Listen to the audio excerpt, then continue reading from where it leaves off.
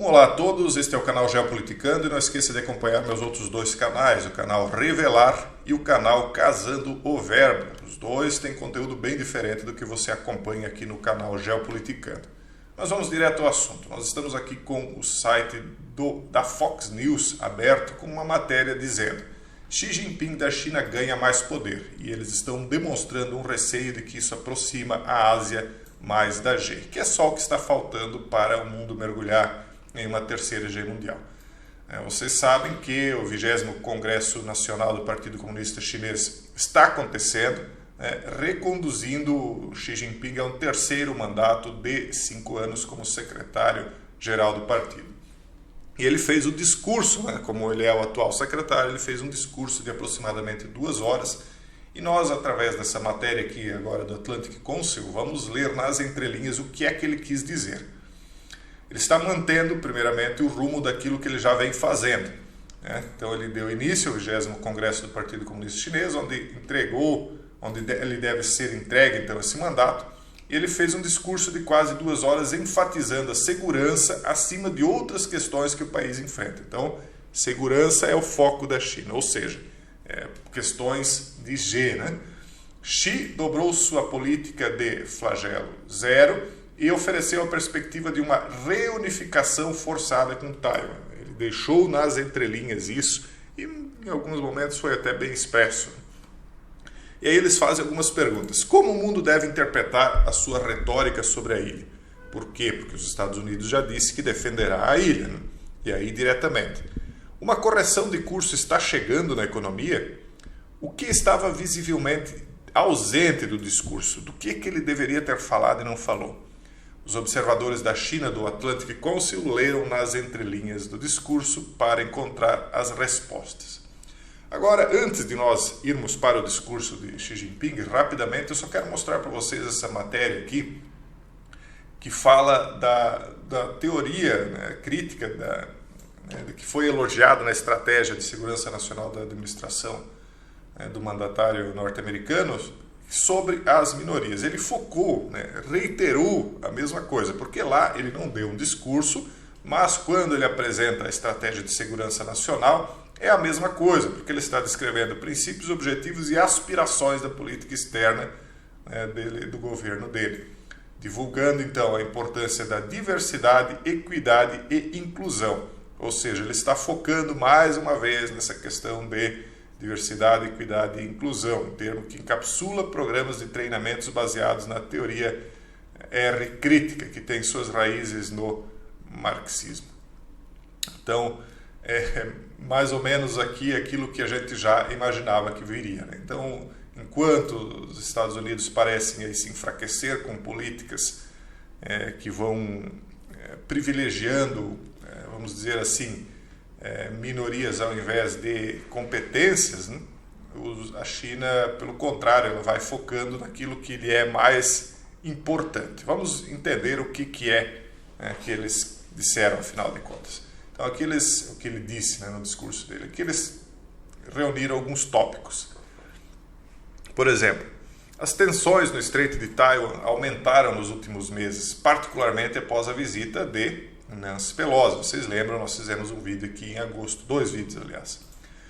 Mas a analista aqui avalia que Xi, ao usar a retórica familiar em torno da proteção do princípio de uma só China, ou seja, a unicidade, juntando Hong Kong, Taiwan e outros territórios, e castigar forças externas que buscam influenciar a linha, não está sinalizando nenhum maior senso de urgência sobre Taiwan.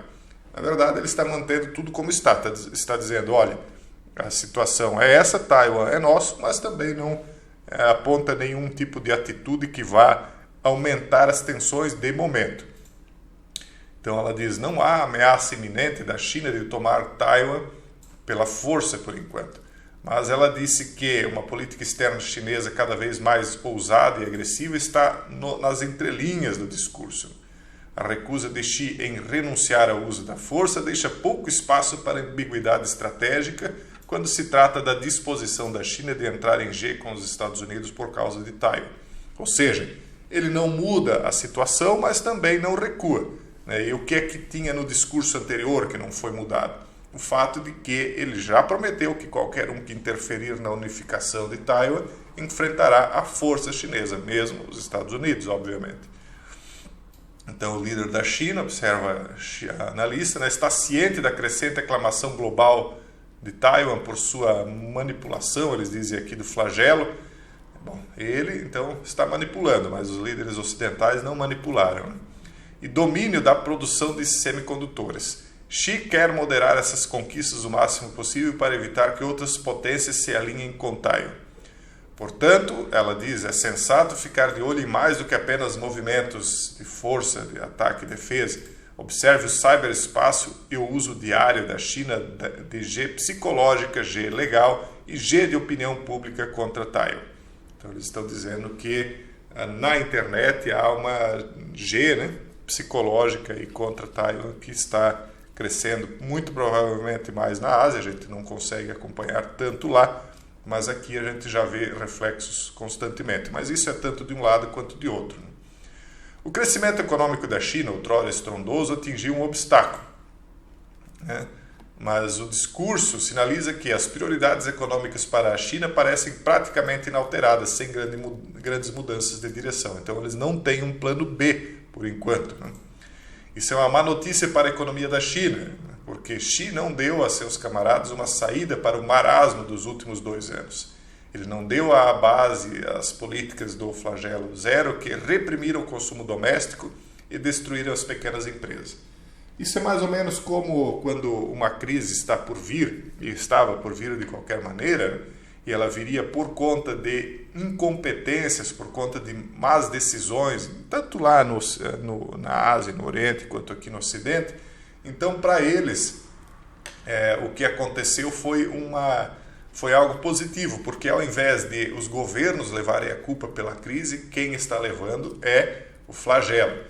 Então, como lá a crise seria muito maior, é mais interessante que a questão do flagelo seja prolongada. Isso é mais ou menos como quando a crise vem, as empresas mais fracas elas acabam perecendo. É como se fosse uma geada, só que uma geada programada artificialmente. Né? E aí vai lá e elimina as plantas menores. Não houve menção ao crescente desemprego juvenil, que gira em torno de 20% nas cidades da China. Veja só, o que eles vão fazer com essa mão de obra em excesso? Né? No passado, quando sobrava muita gente, o que eles faziam? Iam para as disputas, né, entre os países, e aí muita mão de obra em excesso acabava eliminada. Né? E ele não ofereceu nenhuma sugestão de políticas concertadas que pudessem aliviar a profunda crise imobiliária do país. O que aconteceu lá? Um excesso de construções. Né? Estava sobrando imóveis ou tinham imóveis com valores muito acima do que a média, do que a população podia pagar. Inclusive, eu tenho notado um pouco disso aqui em Santa Catarina. Não sei no resto do país, mas os litorais aqui do estado estão com uma valorização muito acima da capacidade de compra da população brasileira, e eu estou vendo uma bolha de investimentos internacionais. Posso estar enganado, mas o que eu estou vendo é que o restante dos países não estão pagando a valorização que pretensamente se pagará aqui. Muita gente está investindo nessa bolha e talvez aí nós veremos uma crise das tulipas, pelo menos aqui na região. Não sei no resto do Brasil, eu até gostaria do comentário de vocês. Como é que está a valorização imobiliária no resto do país? Na China ainda, então, eles dizem que ele não falou tanto sobre como ele poderia impedir que essa crise danificasse o sistema bancário. Por quê? Porque são os bancos que financiam os imóveis, né? Lógico. E aí, se os imóveis acabam caindo a preço de banana, quem perde são os bancos, né? Ignorar esses problemas, aliás, os bancos, né, mas não os banqueiros. Ignorar esses problemas, acrescenta o especialista, prejudicará os próprios objetivos de Xi de mais crescimento impulsionado pela demanda doméstica e maior produtividade impulsionada pela tecnologia, sem mencionar sua tentativa de fechar a lacuna entre os ricos e os pobres da China. Será difícil dividir o bolo econômico de forma mais uniforme se não estiver crescendo. É o mesmo problema que o resto do mundo enfrenta, então aí não é grande novidade. Né? Eles apontam para os apelos de Xi para ganhar resolutamente as principais batalhas tecnológicas e modernizar os equipamentos de ataque e defesa chineses. Eles acreditam, né, o Xi Jinping parece acreditar, segundo o analista aqui, que a inovação científica e tecnológica é um facilitador fundamental para os objetivos políticos mais amplos da China. Lógico, porque a China quer ganhar a hegemonia mundial, né? Um protagonismo maior mundial, quebrando a hegemonia norte-americana. E também não duvido que não esteja objetivando a hegemonia mundial, mas atualmente é quase impossível que se consiga isso. O mundo hoje tende a se diversificar aí em 10 polos, né? Eu venho falando isso há mais de 10 anos, agora eu vejo cada vez mais pessoas falando a respeito disso como se estivessem descobrindo a pólvora, só agora, né? Mas o fato é que, muito provavelmente, essa tecnologia que vários países estão desenvolvendo vai equilibrar, sim, a balança de poder.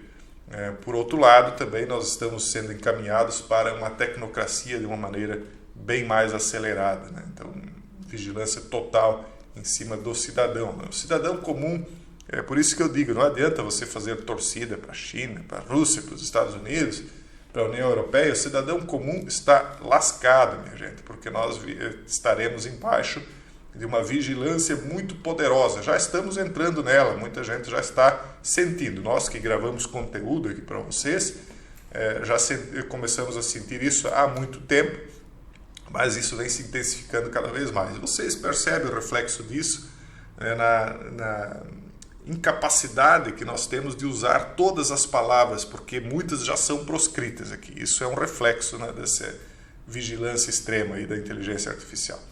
Mas basicamente é isso aí, pessoal. Então eles estão preocupados com suas relações fraturadas com o mundo, como ele diz aqui. Óbvio, né, todos os países estão, mas eles entendem também que para se moverem eles vão precisar fazer alguns traumas, né, algumas fraturas. E aí falam das sanções, né, que eles estão sofrendo dos Estados Unidos, que é parte da razão pela qual Xi está tornando a segurança doméstica e externa uma questão de suma importância. Por quê? Porque eles estão identificando que as coisas não vão ficar apenas nas sanções, mas elas podem acabar em algum momento se precipitando em uma G, né, e uma G mundial. Pessoal, esse é o vídeo de hoje. Um forte abraço a todos e até o próximo vídeo, se Deus quiser.